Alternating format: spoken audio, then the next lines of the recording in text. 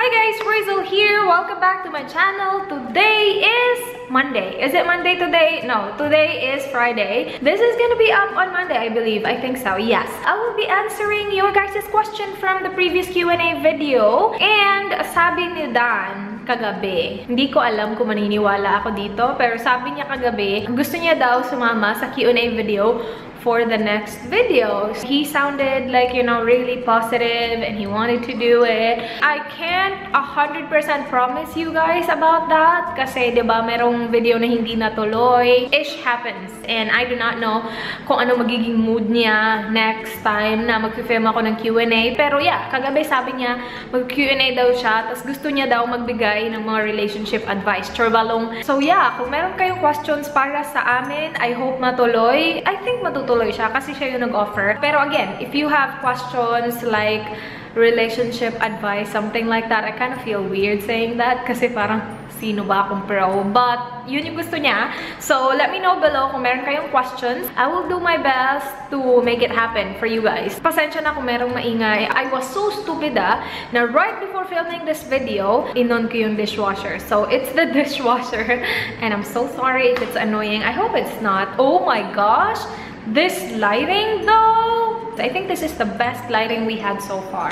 Like natural lighting. It's very gloomy outside right now, so Mr. Sun, I can't see Mr. Sun, so it's really nice. I really like the lighting. Anyway, I will go ahead and start from hi, it's me, Gail. Hi, Ate Ray's random ito, pero marunong ka bang mag-drive? Yeah, marunong ko mag-drive. Tinry ko na i-drive yung sasakyan ni Dan. Papark lang naman sa garage, and yung seat kasi niya, hindi siya umaangat. So literally, I'm like this.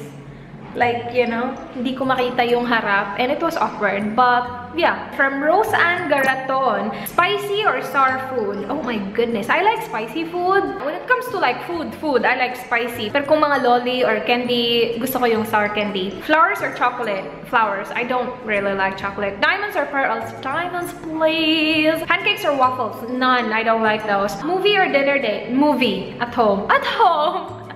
Puppies or kittens? Puppies! Countryside or beachfront? Countryside. Lasagna or carbonara? Shoot balls! Oh my gosh, that's hard. Carbonara, okay. Lipstick or highlight? Lipstick. Though I'm really into highlight lately kasi diba, look at me. Lagi na ako naka-highlight. From Cristel Salde, are you willing to be friends as in super close with a subscriber? Nagkaroon ka na ba ng friend na super close na na-meet mo lang sa YouTube as your subscriber? Thank you for taking the time. Yes, Kathy, diba? Nag-meet kami because napanood na yung video ko and sabi niya, oh my gosh, she's in Adelaide, so I'm gonna contact her. And dun kami nagkakilala and now, like, we see each other regularly. Tapos nung nagpunta din ako ng Manila, unexpectedly, I met few friends as well. And yeah, we still talk on Facebook. Tapos we have plans to get together again. So yeah, I can see myself being really close with my viewers. From Luis Lay, napansin ko, ang ganda ng kutis mo kahit morena tan ka. Wala kang hyperpigmentations o yung mga dark na knuckles, tapos parang hindi wrinkly. What do you use to even out your skin tone, please? Hindi naman talaga even out yung skin tone ko. Siguro yung kamay ko lang. Actually, yung kamay ko yung pinaka-favorite part ko sa katawan ko. Kasi, yeah, okay naman yung kamay ko. Pero meron akong mga hyperpigmentations, you guys. Wala naman akong anything special na ginagawa sa kamay ko. Like, kung ano lang yung lotion ko sa katawan ko, yun yung ginagamit ko. Everyday ako naglo-lotion. Tapos nag-hand cream din ako kapag dry na siya. Pero nothing special really. From Kashmir Arcangel, I like your last name. Number 1, bakit ang puti mo na? How to be like you po? Oh my gosh. I don't think as in sobrang pumuti ako. Siguro a shade lighter. Yeah, pumuti ako but not as in over pumuti. I did nothing special though. Wala akong ginagamit na anything special para pumuti ako. I'm pretty sure it is because of Australia itself. Like, you know, the weather is different, so hindi masyadong mainit. From Charlotte or Charlotte Tumibay, lalo ka gumaganda dyan, Miss Reyes. My question is, di ka ba nagkaroon ng doubt or natakot na mag-iba ang attitude ni Dan, especially sa poder kanya? Tulad ng kilala ko, ilang times na sila nag-travel abroad ng boyfriend niya, na Australian din, then 6 years na sila nung nag-decide si girl na magbakasyon sa place ni Guy, and yun, si Guy pala ay nananakit. Ay! That's so sad. Kasi pag ibang lahi ang boyfriend, di ba you're also embracing the culture and malaking pagkakaiba ng culture natin sa kanila.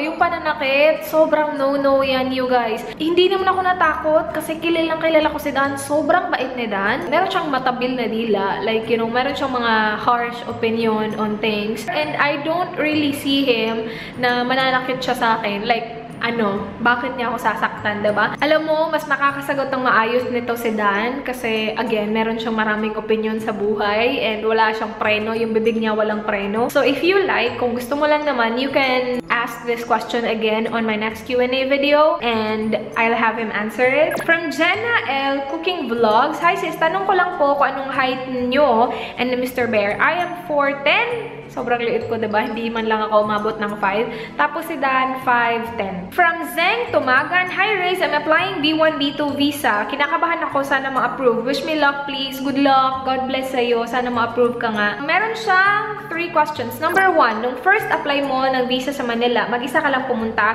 Di ba po bawal ang gadget sa loob? Saan mo po iniwan? Hindi ako mag-isa. Kasama ko yung kapatid ko. So yeah, kawawa nga yung kapatid ko kasi naghintay siya sa labas ng, I don't know, 5 hours. Kasi sobrang tagal ko dun sa loob. Sobrang haba ng pila.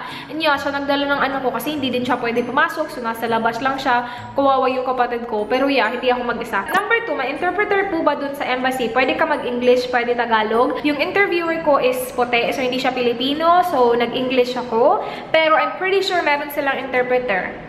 Number 3, paano po ba ang sunod-sunod para mag-apply ng B1, B2? Nababasa ko naman po sa site nila, pero medyo nalilito pa din po ako. Pagdating mo doon, meron silang step by step. I don't really remember exactly kung ano yun. Meron namang mag-guide sa'yo pagdating mo na doon. So, hindi siya ganun ka-organized, pero it's good enough for you to know kung anong uunahin mo, anong susunod. From Johnny S, I am a second-year animation student. I love drawing, but I don't enjoy my course. I know right off the bat na hindi talaga ito yung para sa akin. And my dad doesn't want me to take this course, pero I insisted, thinking na baka over time, I'll get used to it and learn to love it. Kaso ito, instead of loving it, I started hating. And now I feel like I can't do anything about it because this is what I wanted from the beginning, to the point na pinilit ko pa yung dad ko to let me take this. I am doing bad at school now. I want to quit school for a while and do something I really love for once. And as cliche as it sounds, I want to find myself. Do you have any advice on this crazy mess at the race? I always say this, and I think I apply this sa life ko din,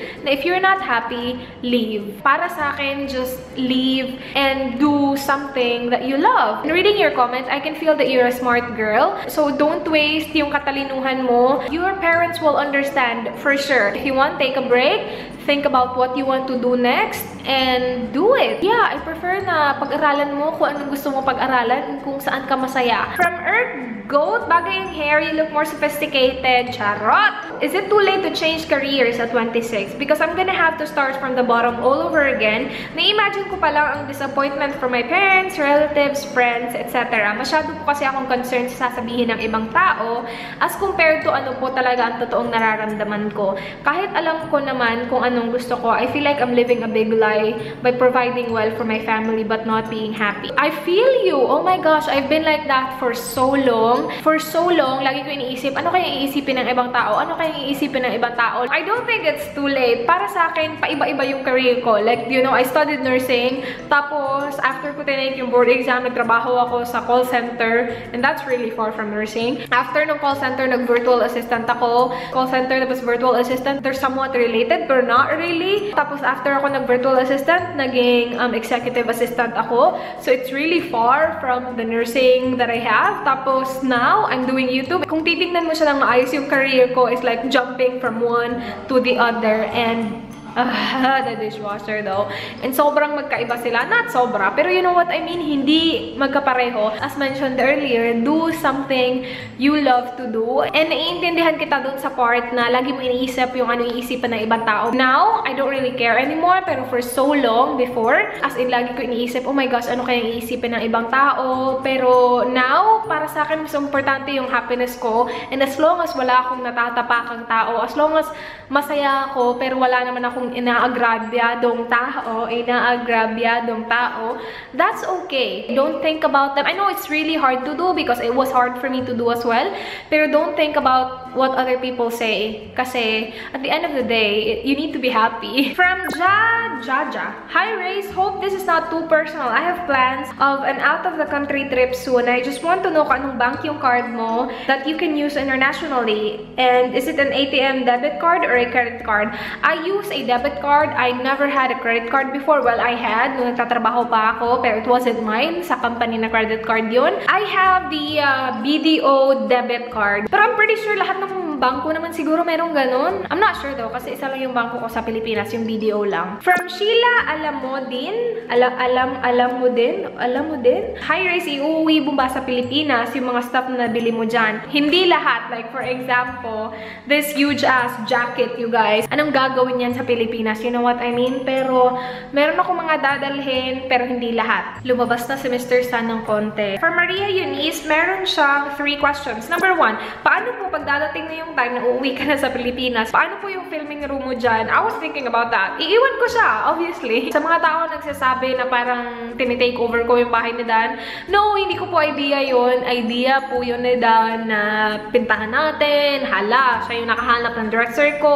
Bakanting room naman talaga kasi siya. So sabi ni Dan, gamitin mo kasi I'm not using it. So why not, diba? Pero pag uwi ko ng Pilipinas, wala akong filming room sa Pilipinas. Balik ako sa aking bedroom doon. Number 2, pag uwi mo na sa Cebu, are you also gonna change your setup? I don't think so. Kasi wala namang vacant room sa bahay namin. So I'm just gonna film sa same old place, sa aking bedroom. Number 3, are you gonna buy another luggage for your things? Because you did buy and receive a lot of things while you're there. I don't think I'm gonna get a new luggage. Like, I'm just gonna work with what I have. Again, nabook ko na yung ticket ko. Tapos, nabook ko na yung bagahe ko. Nabook ko na kung ilang kilos yung dapat kong dalhin sa luggage ko. Stuff like that. So, I'm just gonna bring one. The same one that I brought the last time. From Keida Wardrobe, I love your haircut. Is it layer cut, Race? No, it's not. As in, kinat niya lang talaga straight sa length na gusto ko. Below the shoulder. Walang layer. From Mauzo Beng, do you plan on selling things? Clothes, bags, shoes that you bought when you get back here in the Philippines? Yes, actually, that's my plan. Sobrang dami ko ng damit and most of them, hindi ko pa nagagamit. I still have the tags and I'm planning to post them a month before I leave. So, alam ko kung anong dadalhin ko. Kasi, you know, kapag hindi bibilhin, iiwan ko dito and i-donate namin sa kung saan namin dapat i-donate. So, yeah, ibebenta ko sila. Ipopost ko sila sa Facebook or Instagram. I do not know yet. A month before I leave here. So, yeah, I'm gonna go into details kapag nandun na tayo. Pero, the answer to that is yes. And that's the last question, you guys. Again, leave your questions below about sa mga relasyon na yan. And I will do my best to get Dan. Do it with me next time. And yeah, I hope you guys enjoyed this video. Please do like if you did. Please subscribe if you're not yet already. I hope to see you guys on my next one. Do not forget, be good. Bye!